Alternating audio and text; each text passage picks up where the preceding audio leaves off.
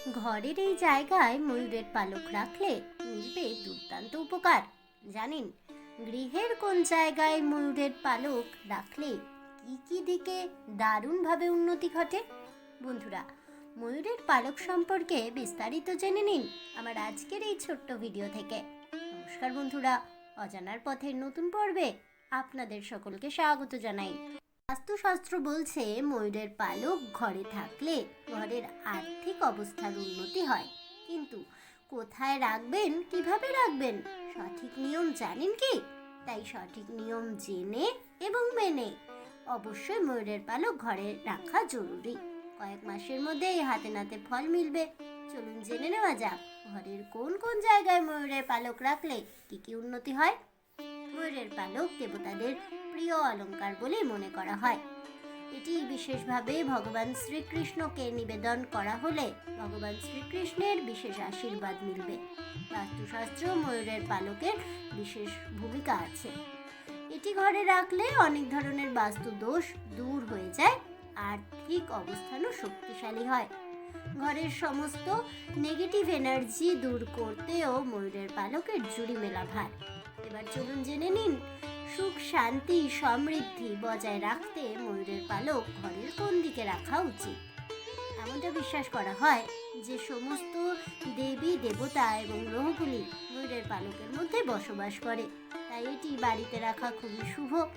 এও মনে করা হয় যে বাড়িতে ময়ূরের পালক রাখলে সমস্ত ঝগড়া ঝামেলা অশান্তি দূর হয়ে যায় সহজে এবং ঘরে সুখ শান্তি বজায় থাকে। বাস্তুশাস্ত্র অনুযায়ী ময়ূরের পালক সবসময় বাড়ির দক্ষিণ পূর্ব দিকেই রাখা উচিত।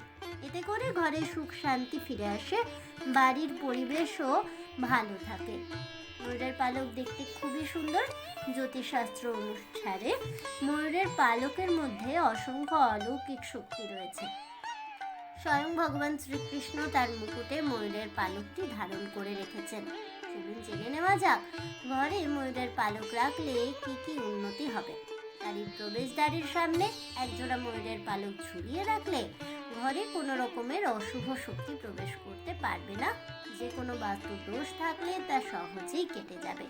এছাড়াও যদি কোনো গ্রহের খারাপ প্রভাব আর্থিক সংকটের কারণ হয়ে দাঁড়ায়, তাহলে লম্বা দেখে একটা ময়ূরের পালক হাতে নিয়ে তাতে কিছুটা পরিমাণ গঙ্গা জল ছিটিয়ে যে গ্রহের কারণে আপনি সমস্যায় পড়েছেন সেই গ্রহকে তুষ্ট করার মন্ত্রটি মাত্র 21 বার পাঠ করুন। এরপর এই পালকটি ঘরের এমন এক স্থানে রেখে দিন যেখান থেকে এটিকে সব থেকে ভালোভাবে দেখা যায়। বেডরুমে একজোড়া ময়ূরের পালক রাখলে স্বামী স্ত্রীর মধ্যে অশান্তি দূর হয় এবং পরিবারের সকলের মধ্যে সুসম্পর্ক বজায় থাকে। যদি আপনি আর্থিক সংকটের মধ্যে পড়ে থাকেন, তাহলে রাধাকৃষ্ণ মন্দিরে গিয়ে ময়ূরের পালক নিবেদন করুন। 40 দিন পর আবার মন্দির থেকে সেই পালকটি ঘরে এনে লকারের মধ্যে রেখে দিন। অর্থ আসছে কিন্তু তা ধরে রাখা সম্ভব হচ্ছে না, তাহলে ধন সম্পত্তি বৃদ্ধি করতে আপনার ক্যাশ বাক্সে, আলমারিতে অথবা মানি ব্যাগে একটা ময়ূরের পালক রেখে দিন। এতে এই সমস্যাগুলি দূর হবে সহজে। রাহু দোষ, কালসর্প দোষ এবং বিভিন্ন প্রকার গ্রহ দোষের হাত থেকে সহজে মুক্তি পেতে বিছানার নিচে একটা ময়ূরের পালক রাখুন। যদি সব কাজে সফলতা পেতে চান, তবে নিচের কাছে সবসময় একটা ময়ূরের পালক রেখে দিন। এছাড়াও জন্মছকে রাহু রুষ্ট অবস্থায় থাকলে লম্বা দেখে একটা ময়ূরের পালকে গঙ্গা জল ছিটিয়ে সুপুরি দিয়ে 21 বার জপ করুন। ওম ধূম রাম রাহভে নমঃ। শনির রোষকে শান্ত করতে 3টে লম্বা দেখে ময়ূরের পালক নিন। এগুলো একসাথে একটা কালো সুতোয় বেঁধে নিন। সুপুরি নিবেদন করে গঙ্গা জল ছিটিয়ে 21 বার জপ করুন। ওম শনিশ্চরায় নমঃ। ঘরের দক্ষিণ পশ্চিম কোণে ময়ূরের পালক রেখে তারপর অবশ্যই তা ঝুলিয়ে দিন এবং এটি প্রতিদিন সকাল সন্ধ্যায় একবার হাতে নিয়ে পুজো করতে পারেন। এতে পোকামাকড়ের হাত থেকে রক্ষা পাবেন। সাপখোপ কখনো বাড়িতে প্রবেশ করতে সক্ষম হবে না। মাদুলিত ময়ূরের পালক ভরে শিশুদের গলায় পরিয়ে দিতে পারেন। এতে ছোট্ট শিশুর নজর দোষ এড়ানো সম্ভব হবে।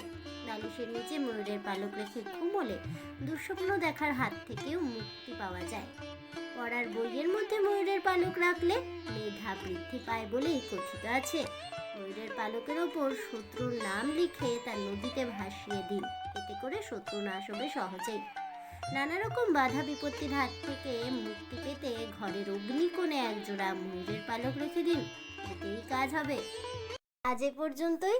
তাহলে বন্ধুরা, ঘরের কোন জায়গায় ময়ূরের পালক কিভাবে রাখলে কি কি উন্নতি হতে পারে সে সম্পর্কে জেনে এবং আমার আজকের এই ভিডিওটি শুনে আপনাদের কেমন লাগলো অবশ্যই আমাকে কমেন্টে জানাবেন। ভিডিওটি ভালো লেগে থাকলে লাইক শেয়ার করতে ভুলবেন না।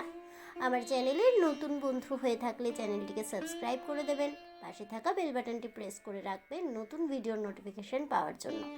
এমনই আরও ইনফরমেটিভ ভিডিও পেতে হলে অবশ্যই আমার চ্যানেলের সাথে থাকুন, পাশে থাকুন, সঙ্গে থাকুন আর দেখতে থাকুন অজানার পথে।